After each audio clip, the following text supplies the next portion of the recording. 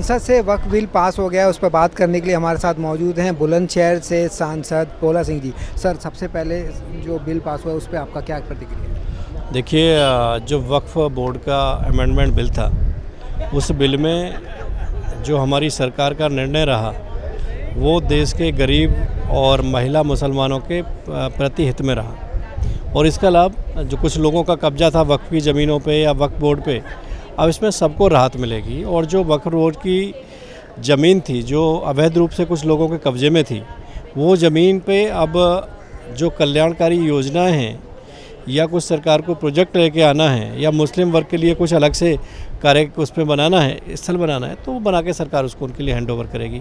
एक बहुत बड़ा अधिकार जो एक बहुत बड़ा वर्ग मुस्लिम समाज का भी सरकार की योजनाओं से वंचित था, वक्फ बोर्ड के कुछ ही लोगों के चुंगल में फंसा हुआ था, तो उससे निकल के जो उनकी आर्थिक और सामाजिक स्थिति है वो मजबूत होगी।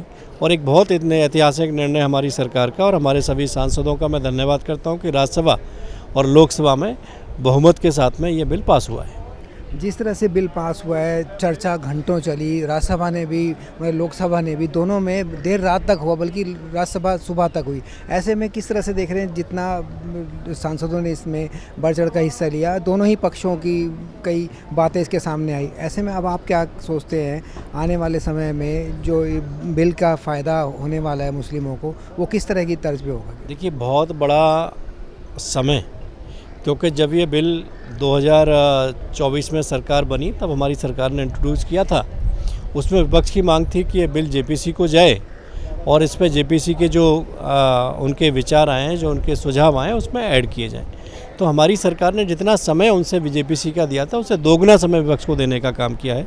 सभी पक्ष विपक्ष के सांसदों के सुझाव उसमें आए गए, जो सुझाव आए उनको सरकार ने उसमें लेके रखा है। और एक लंबी चर्चा, क्योंकि चर्चा 12 बजे शुरू होकर और 1:30 बजे तक चली रात को, तो मतलब 12 घंटे से अधिक चर्चा इस पर हुई है। राज्यसभा में भी 12 घंटे से अधिक चर्चा इस पर हुई है।